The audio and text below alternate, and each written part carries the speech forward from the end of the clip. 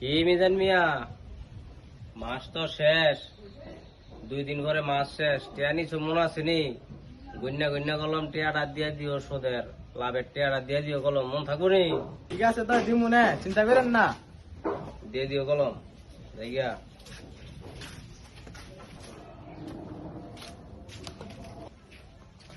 মাসুদ সাহেব ভাই তো, মাসুদ সাহেব ভাই তো কারণ ভাই একদম নৌকাইছে আমরা দা করেন লাগিয়া।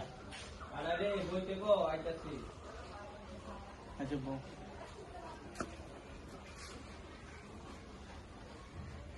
তারে কুদ্দুস মিয়া ভালোই আছো?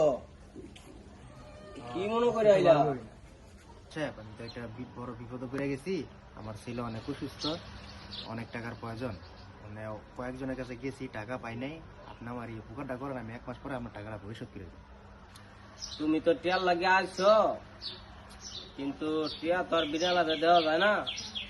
সবকিছু একটা হিসাব কিতাব আছে। মানে তুমি টিয়া নিতারো, তবে কিছু শর্ত আছে।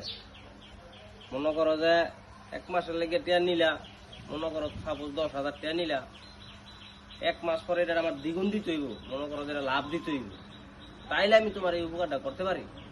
কারণ তুমি যদি আমার এই শর্তে রাজি থাও, তাইলে বলতে পারো। কারণ তুমি বাইকটা দেও কি করবো। হায় হায়, মাসুদ সাহেব তো আমার রূপে শোধ ধার্য করলো, এছাড়া তো আমার কোনো উপায় নেই। কিও মিয়া, চুপ করে রইলা কে? আমি তো জানি তুমি যে আমার শর্তে রাজি হইবা না। দেহ এখন কি করবা, ভাইবা দেহ। মাসুদ সাহেব, আমি আপনার সব শর্তে রাজি আছি। আপনার শোধের টাকা আমি দিমু, আমার টাকার ব্যবস্থা করে দেন। ঠিক আছে, যদি শর্তে রাজি থাও তাহলে নিবা। আয় হায়, ভাই যে সুদের ব্যবসা করে এটা তো আমি জানি না, তাই এর প্রতিবাদ তো আমার করতেই হইব। ছোট ভাই ফয়সাল, খাতা কলমটা নিয়ে আইও। এটা আনলে আলে এটা তোমারই করতে হইব, আর এটা তুমি শিক্ষা রাখবা। কারণ ভবিষ্যতে তোমার এই ব্যবসা কিন্তু করতে হইব, তোমার ওইটা ধরে রাখতে হইব আমার ঘরে।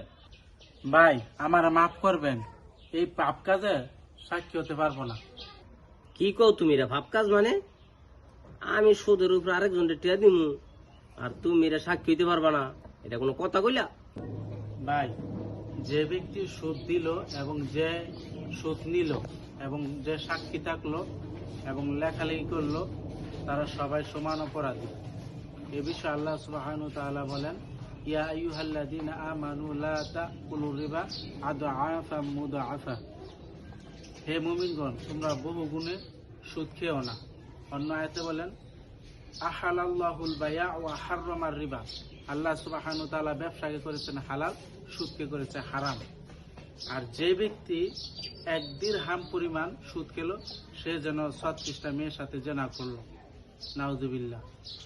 আর সুদের সবচেয়ে বড় গুনাহ হচ্ছে, যে ব্যক্তি সুদ খায় সে যেন আল্লাহর রসুলের বিরুদ্ধে যুদ্ধ করলো। নাউযুবিল্লাহ। এবং সুদের সবচেয়ে ছোট গুনাহ হচ্ছে তার নিজ মায়ের সাথে জেনা করলো। নাউযুবিল্লাহ। এ কি বলছো ফয়সাল? তাইলে আমার ব্যবসা কি হইব? ভাই, এখন আপনি সুদের বিষয়ে অবগত হতে পারলেন না? ভাই, এই হারাম টাকা দিয়ে কি হবে? এই হারাম টাকা একদিন থাকবে না, ধ্বংস হয়ে যাবে। ভাই, যারা সুদ খায় তাদের জন্য রয়েছে 3টি শাস্তি। 1 নাম্বার, কিয়ামতের দিন যখন কবর থেকে উঠবে, তখন জিনে ধরা রোগীর মতো পাগলের মতো লাফাতে লাফাতে উঠবে। 2 নাম্বার, নবীজি একদিন স্বপ্নে দেখলেন কিছু লোকের পেট বিশাল বড়, আর ওই পেটের মধ্যে রয়েছে বিষাক্ত বড় বড় সাপ। জিবরাইল আলাইহিস সালামকে প্রশ্ন করলেন, হে জিবরাইল, এরা কারা? জিবরাইল আলাইহিস সালাম বললেন, এরা হচ্ছে আপনার উম্মতের মধ্যে এমন ব্যক্তি যারা সুদ খেয়েছিল। 3 নাম্বার শাস্তি, যারা সুদ খায় তাদেরকে রক্তের নদীতে ফেলে দেওয়া হবে।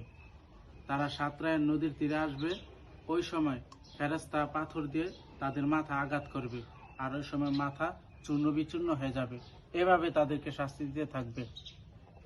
ভাই, সুদের বিষয়ে যে এরকম ভয়াবহ শাস্তির কথা বলা আছে, এটা আমার জানা ছিল না। তো এখন থেকে আমি আর এই সুদের ব্যবসা করবো না, এই সুদের সাথে আমি আর লিপ্ত থাকবো না।